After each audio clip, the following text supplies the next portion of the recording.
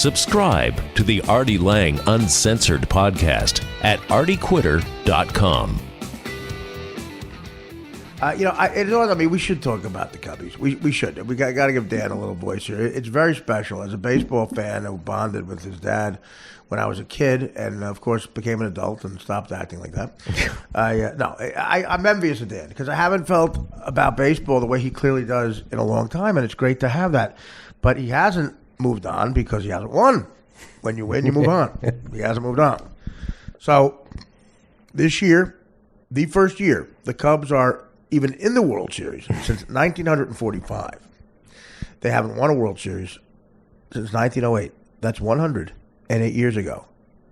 That is 4 years before the Titanic sunk. Okay? 4 years before the Titanic sunk. Do you understand what I'm saying to you? If you meet someone who's 107 years old and you go, wow, you're old. They were born 1 year after the Cubs won the World Series. The Cubs won the World Series for the last time about a year after the discovery of dirt. And in Wrigley Field, 1908 was not Wrigley Field, by the way. No, Wrigley Field was not yet in the four. By the way, Joe Biden said something so creepy the other day that nobody picked up on. He was mad at Donald Trump, and he's getting a little too full of himself. You're not the likable, guy anymore. Now you're becoming annoying. Shut up. He's another guy drinking his own booze. He said about Donald Trump, a lot of people say to me, you want to be in high school? I like to be in high school with Donald Trump so I can take him behind the fucking gym. People think that's fighting. To me, I'm going, he wants to blow him. I like to take him behind the gym. What? And do what? Take him behind the gym. I took one person behind the gym. Her name was Sue Picardi. And we wasn't fighting. We wasn't. Oh, no. We was up to the devil's business. We was. I want to take him behind the gym, and it sounds like you want him to lower his nuts in your mouth. Behind the gym. That was creepy. I take him behind the gym. And those millennial idiots cheer. Anyway. The Cubs. You were so much happier when you were watching baseball highlights. I know, I love that. I can watch baseball highlights the whole time. Dan's easier to watch. Dan watches Cubs highlights knowing what happened, and if they won, it's great. They are a good team, man. They are a great team, the Cubs. No bullshit here. They got pitching. They got clutch hitting. They're good up the middle defensively. The catchers with their arms, relief pitching. They got a nice mixture of veterans and rookies. I thought you were going to say racist. No, and you're right. Tony Rizzo, how about a paisan at first base? How about a guy who speaks a little English? How about raising a glass for the hard-working people who speak English? I'm Tony Rizzo, I is. Well, congratulate Dexter Fowler because he will be the first black. I was going to get into that. I love how Dan stops the first black. First black to eat dinner at my house. No, what? Fill in the sentence. Dan stopped it. He will be the first black to ever date a Filato. The first black to ever date Mario Bosco's sister. Oh, yeah. Sorry, Mario. Did that joke hurt you, Mario? Mario, did that joke hurt you with an executive at NBC? You dick. God, when Mario gets in here, I'm going to berate him. That's a little tease, guys.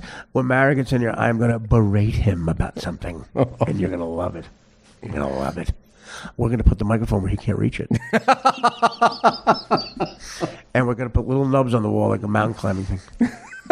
Like rock climbing. You want to be on the show? Start rock climbing, Dick Lick.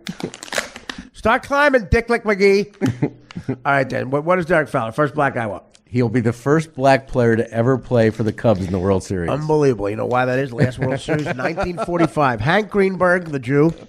Hank Greenberg's Tigers beat the Cubs in 45, and of course the Cubs won in 08. 45 last time in the series, and the first time ever. Jackie Robinson did not break the goal line until 1947, 2 years later. Well, Cuban guys broke the color line earlier. They were black, called themselves Cuban. They were black guys, jet black as Yaphet Kotto's asshole. Okay? Google Yaphet Kotto, you young people. One of the best Bond villains ever. He's also in Midnight Run. Lonzo Mosley. Wow, I can't believe you remember the name. He's got A-Rod's lips and a black face. I love him. Big pink tongue. How many times, Dan, have you jerked off to Yafako's big pink tongue? Oh. Don't tell me I know. It's thousands. In the thousands. Ever since Dr. No came out. But, 1945 was the last one, so there were no black guys allowed on the team. And here's how racism was. The seats and the stands were also segregated back then. There were black sections, and not a lot of blacks even went to games, but there were white sections and black sections. That guy in 1945 tried to take a goat. His theory was, look, it's not like it's a black guy. He thought he could get a goat in where a black guy wasn't allowed. Two things were not allowed on those stands: black guys and goats. Oh my God, how terrible! Think about how awful blatant racism like that is. Think about that. That guy had the theory like, well, it's not like I'm bringing a black guy. Like, his wife was probably like, you're not going to bring a goat to the game. You'll never get it, honey. You're acting like it's a black guy. That makes sense. You wouldn't want a black guy in. That was his logic. It makes sense, no blacks. No goats. That's really oppressive. The guy tried to get a goat in a game, and the goat supposedly said, you'll never win again. Unbelievable. I want to, you know what I'm going to show? I'm going to show this solidarity. I'm going to bring a black guy and a goat. And guess what? One of them ain't getting in. And it ain't the black guy. Thank you. The black guy's getting in, the goat out still. That's the fucking progress we've made in this country.